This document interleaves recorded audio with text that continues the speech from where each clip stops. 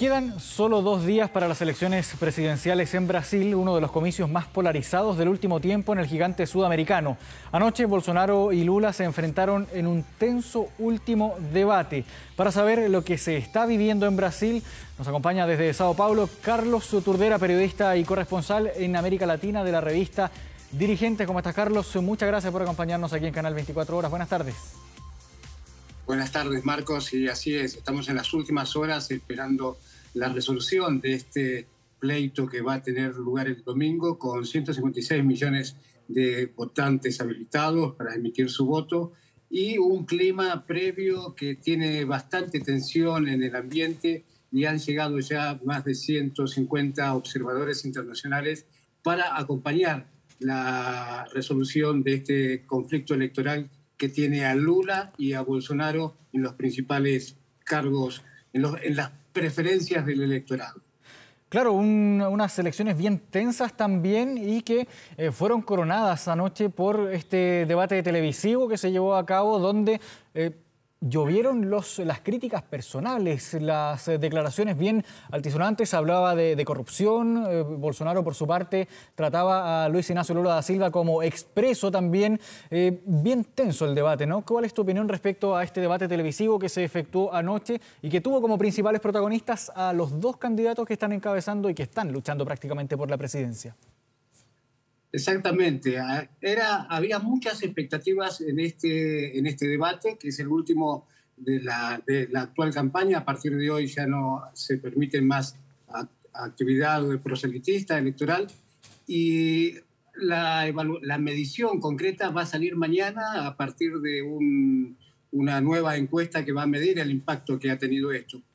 Lo que se ve hoy en la opinión de analistas, también en lo que se circula por las redes sociales, es que fue un debate en el que ni Lula ni Bolsonaro lograron ampliar el efecto de su prédica para aquel sector del electorado que va a ser decisivo en esta elección para determinar si hay solo un primer turno o se va a un segundo turno para definir el 30 de octubre quién es el presidente. De manera que los ataques personales también cargaron mucho la sensación de hastío por parte del electorado, por parte de quien tiene que decidir su voto, y en ese sentido hubo un mejor papel de parte de quienes estaban intentando dialogar sobre las propuestas concretas, qué es lo que la sociedad realmente está esperando.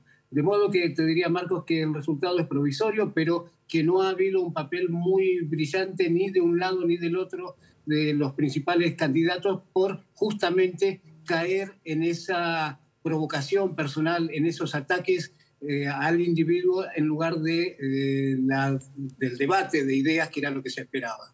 ¿Faltó entonces más discusión de contenidos quizás de los programas de gobierno en estas instancias por parte de los dos principales candidatos, los dos principales aspirantes al sillón presidencial que se van a enfrentar este domingo? Es la sensación que quedó, es la sensación que también está muy en el ambiente de esta tensión, de esta polarización, que es la elección más polarizada que se ha visto y que también ha provocado temores, recelos de que pueda existir algún tipo de desborde, dada la exaltación que hay de los ánimos, tanto de los seguidores, porque pareciera que es un enfrentamiento personal y no la discusión de un modelo de país que es el que intenta llevar adelante Bolsonaro y es el modelo de país que intenta traer Lula para los más de 210 millones de personas que van a ser gobernados por el próximo presidente. Esa es la sensación que ha quedado. Ahora, si hablamos de las proyecciones, hemos visto que en las últimas semanas las encuestas, los estudios de opinión han dado la preferencia o la mayor cantidad de intención de voto al expresidente Luis Inácio Lula da Silva por sobre Jair Bolsonaro, el mandatario actualmente en ejercicio. ¿Qué podemos decir al respecto? Porque se debatió mucho, se ha especulado mucho respecto a la posibilidad de que Lula llegue a ganar o tener alguna posibilidad de ganar en primera vuelta o no. ¿Cuán probable lo ves tú, Carlos, respecto a, considerando también cómo se ha llevado a cabo esta última semana de campaña electoral? Sí, la diferencia de preferencias es notoria para Lula da Silva, lo favorece. Ahora, sí se esperaba que el debate de ayer pudiera tener una influencia decisiva en esa preferencia, te diría que hoy no es la sensación. Hoy la sensación es de que bastante más probable de ir a un segundo turno para definir el voto final. Pero claro, estas son encuestas previas y todo va a resolverse el próximo domingo. Y lo que sí queda también como sensación es de que ese hipotético segundo turno, esa decisión en una segunda vuelta, podría aumentar la tensión que existe en este momento de definir desde ya en el primer turno, que es la expectativa tanto de Lula como de Bolsonaro. Ambos quieren decidirlo en el primer turno.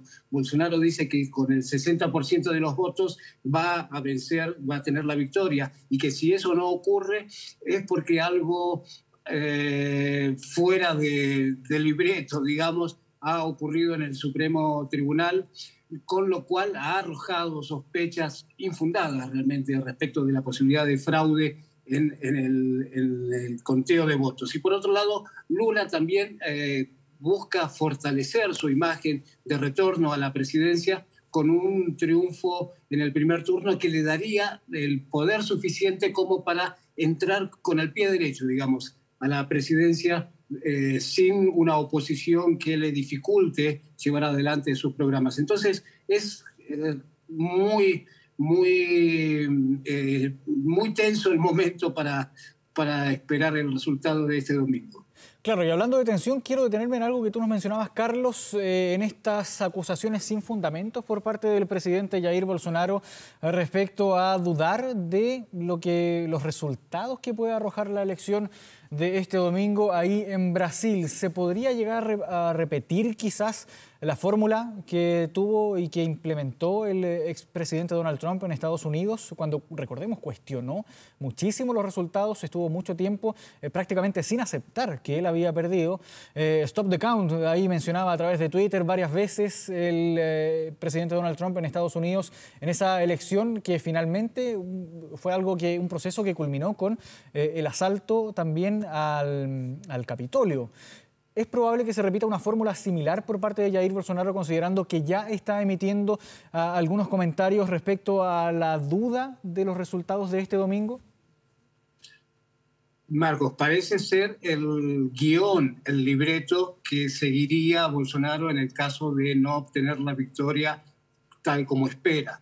Y de hecho esto es lo que temen algunos analistas, algunos observadores que ven justamente la réplica de paso a paso lo que ha ocurrido en Estados Unidos, agravado aquí en este caso y en esta elección particularmente por, como mencionaba, los ánimos exaltados y además otro elemento que viene a potenciar este cóctel explosivo es el hecho de que hay una liberación del uso de armas por parte de la población a partir de la legislación promovida por el propio gobierno, de entender que esta es una libertad ciudadana que debe estar en la base de los ciudadanos, ¿no? Entonces, son varios elementos que están interviniendo en este momento, como tanto para generar ese temor como para justamente prevenir cualquier tipo de desborde que pudiera replicar aquí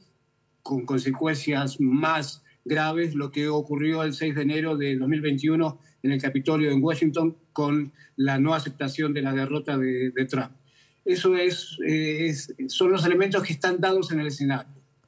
Ahora, ¿cómo está también el ánimo en las calles, Carlos? Tú que estás allá mismo, en Brasil, en Sao Paulo, ¿cómo lo podemos comparar quizás a procesos electorales anteriores? Hay que recordar que en la campaña anterior, en la que finalmente Jair Bolsonaro accede a la presidencia en Brasil, él fue apuñalado mientras era candidato. ¿Cómo está hoy en día el ánimo en las calles en Brasil? Mencionabas tú también esta liberación del uso de armas. ¿Cómo está la tensión previa a la jornada electoral de este domingo? Bueno, de hecho, los dos candidatos principales, Lula y Bolsonaro, están realizando sus actividades públicas con chalecos antibalas y con dispositivos de seguridad extremos, que no se ha visto antes de la elección de 2018 y que refleja también el hipotético episodio de algún ataque, algún desborde. Están todas las precauciones tomadas para que no ocurra naturalmente, pero también en la población existe esta sensación de hecho hay un dato muy concreto de una encuesta de Datafolia, que es una encuestadora importante aquí, que determinó que un 67% de la población tiene miedo de expresar su opinión política o su preferencia ante la posibilidad de ser objeto de represalias.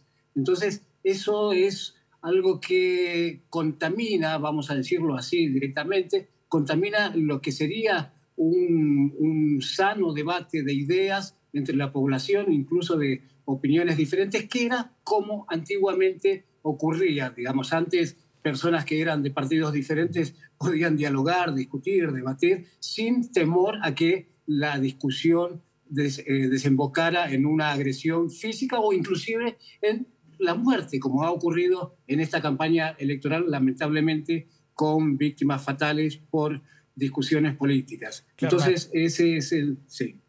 Claro, una tensa campaña electoral cuyos resultados vamos a conocer ya este domingo cuando sepamos ya cuáles van a ser finalmente los porcentajes de ambos candidatos que se enfrentan junto a otros también candidatos presidenciales en esta jornada electoral. Carlos Turdera, periodista corresponsal en América Latina de la revista Dirigentes, agradecemos este contacto con Canal 24 Horas. Que tenga buenas tardes. Muchas gracias, buenas tardes, salud Chile.